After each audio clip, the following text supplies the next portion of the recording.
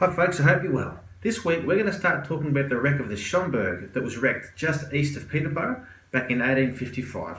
This will be a two-part story. This is part one. I hope you enjoy it. I'll see you next week.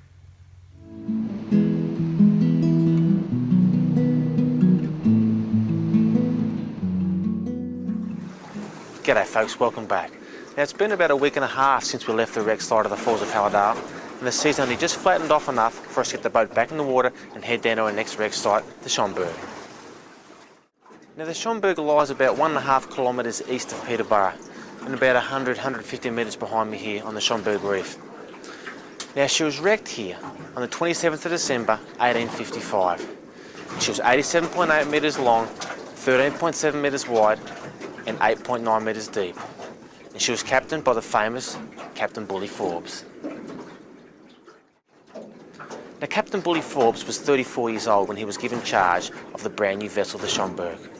Now, the Schomberg was built in Scotland in 1855 and she weighed 2,500 tonnes. And she was that large that with every sail set she could hold up to 2.5 acres of sail. Now it was here behind me on her maiden voyage that she ran aground and was completely wrecked. Now to give you some idea of what to expect the first time you boarded the Schomberg, first-class passengers were met by beautiful velvet carpets, large mirrors and cabins lined with maple, rosewood and mahogany. There was a large library stained of oak with its own piano, pens full of pigs, fowls and even the ship's own cow for fresh milk. And she also held 9,000 gallons of water for bathing and drinking. Now Captain Forbes had made a name for himself throughout the world for breaking different speed records, and it was because of this he was given command of the Schomberg for her maiden voyage. Now it was custom before each ship left the harbour on the maiden voyage to hold a huge banquet, and at this banquet would be the captain, the ship's owner and the ship's builder. Now during this banquet a speech was given in a small toast by a man by the name of Mr. James Baines, and he was heard to have said, "By the grace of God, this ship under the command of the great Captain Forbes, may she break the record he has already set." Then up jumped the captain, who had apparently had too much to drink, and he screamed, "With or without the help of God, I will make Melbourne in less than 60 days. And in saying this, the whole crowd went quiet. A few seconds later, the party then continued on. Now the ship had had nothing but headwinds the whole way from Liverpool, and there was no way known that the captain was going to make Melbourne in the 60 days like he'd boasted. And this had put him in a bad mood. The land was sighted about 10:30 p.m. on the 27th of December 1855. But it was a fair way in the distance and the ship was in no danger, so the captain went below. Then a little while later the first mate went below and told the captain they were getting a little too close to shore.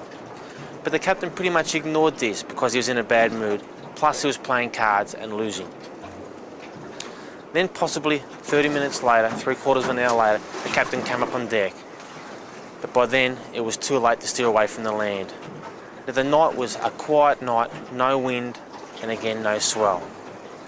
And this made it difficult or near impossible for the ship to turn around. Then, a short while later, the Schomberg Reef here is what they ran into. So when the Schomberg ran aground here, 1.5 kilometres east of Peterborough, this made the captain even more furious, and he was heard saying, "Let the ship go to hell!" And he went below decks, leaving the second mate in charge. Now the second mate did all he could, but unfortunately the Schomberg was stuck on the rocks, stuck on the sandbank, and was going nowhere fast. Now luckily for the captain and crew aboard the Schomberg, the very same night they ran aground here, up on the reef and up on the sandbank, a steamship was going from Warrnambool to Melbourne, and they gave assistance, and all on board the Schomberg was safely put on the barge and taken to Melbourne. Now, Captain Forbes was acquitted of any blame to do with the wreck of the Schomberg, and that was because the reef and sandbank below us and around us here was not charted on any of his maps. Now we have some video footage that we shot of the Schomberg at a different date, as we can't dive in the wreck today as the sea conditions are not right. Now if you have a look behind me, you can probably notice that the wind's picked up quite a lot and the swell's starting to build as well. Now that's happened all in the last 5 or 10 minutes. So I think there's a storm coming, so we're going to make our way back to Port Campbell as soon as we can. Then in a few days, hopefully, we'll come back to this very spot, maybe about 500 metres a little further east to the wreck of the new field. Well, there we have part 1 of the Schomberg story. Next week in part 2, we'll have a look at some underwater footage on how she looks today, lying on the bottom of the ocean. Now if you like this channel, click the like button, click the subscribe button. I'll see you next week for more videos.